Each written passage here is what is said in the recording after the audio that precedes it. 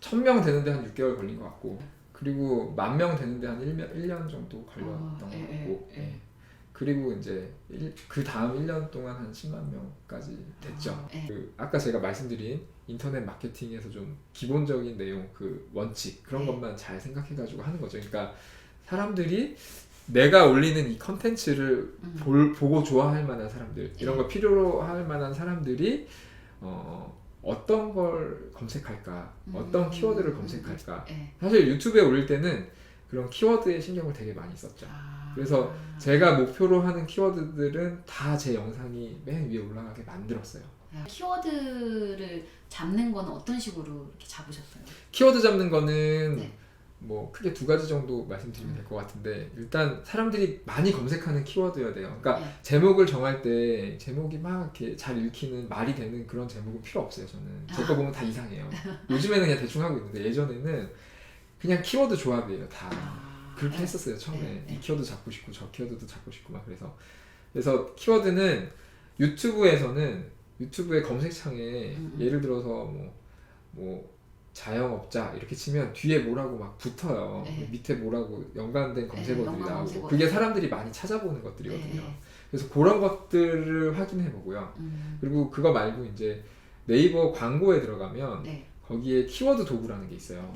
거기 들어가면 키워드별로 월간 조회수가 다 나오거든요. 그거를 확인했죠.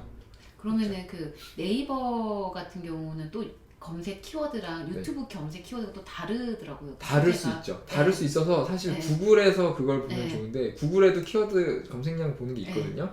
근데 예전에는 정확하게 했던 것 같은데, 요즘에는 하여튼 보면은 이렇게 레인지로 나와요. 범위로. 그래서 저는 그냥 어차피 사람들 찾아보는 거 비슷하겠다 생각하고 네이버에서 검색량을 보고 그걸 가지고 기준 삼아가지고 이쪽에서 쓰는데, 여기서 또 중요한 게, 당연히 이제 조회수 많은 대형 키워드 잡는 게 중요한데, 저는 이제 웬만하면 잡거든요. 채널이 커졌으니까. 근데 이제 처음 개설하셨을 때는 대형 키워드 절대 못 잡죠.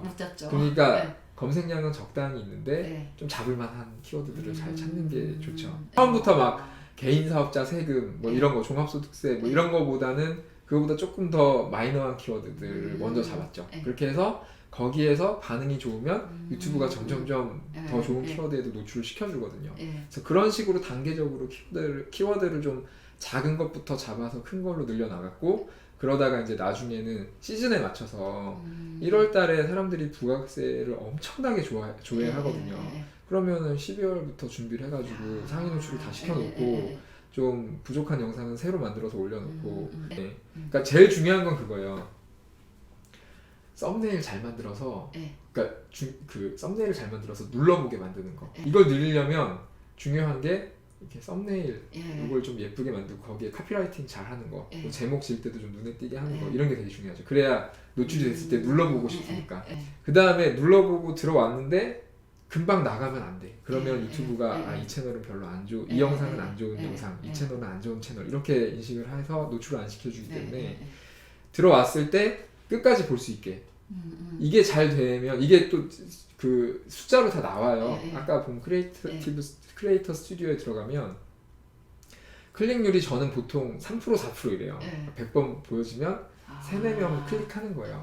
보통 그래요, 제 카테고리에서는. 근데 되게 막 잘 되는 채널 있잖아요. 조회수로 먹고 사는 채널들, 조회수 잘 나와서 한 달에 막 몇천만 원씩 버는 분들 보면 이게 20% 30%씩 나오더라고요. 근데 그거는 너무 높은 거고, 아주 자극적인 걸로 가야 되고, 제 거 중에서도 한 8% 9% 나오는 게 있거든요. 막 좀 조금 제 나름대로 좀 자극적인 것들. 그런 것들 중에서 시청 지속 시간이라 그러죠. 그게 40% 정도 넘어가면 잘 될 가능성이 되게 커져요. 이런 얘기를 많이 들었고 제가 해보니까 진짜 맞아요. 그러면 클릭률 높이는 썸네일 만들기 위해서 어떻게 하세요? 그러니까 제가 그런 센스가 되게 없어요. 근데 이럴 때 이제 제일 좋은 거는 벤치마킹, 따라하기죠. 따라하기. 해서 방금 말씀드렸는데, 항상 이렇게 뭐 보다가 이렇게 내가 이걸 눌러봐. 잘 되는 채널 있잖아요. 신사임당 채널 되게 잘 되잖아요. 신사임당 채널 보면서 이렇게 따라 해보기도 하고, 똑같이 따라하는 거 쉽잖아요. 그러면 그 컨텐츠 업로드 주기는 어때요? 저는 보통 일주일에 하나도 못 올렸어요. 처음에? 지금까지 계속. 왜냐면 전 처음부터 들었던 생각이 영상을 많이 올리는 게 하나도 안 중요한 거예요. 정말 정리된 뭔가가 필요한 거잖아요. 그래서 저는 되게 압축하고 압축해서 제대로 정리해가지고 하나 올리고 제대로 정리해서 하나 올리고 이렇게 해서 2년 반 전에 올린 영상도 계속 지금도 보거든요.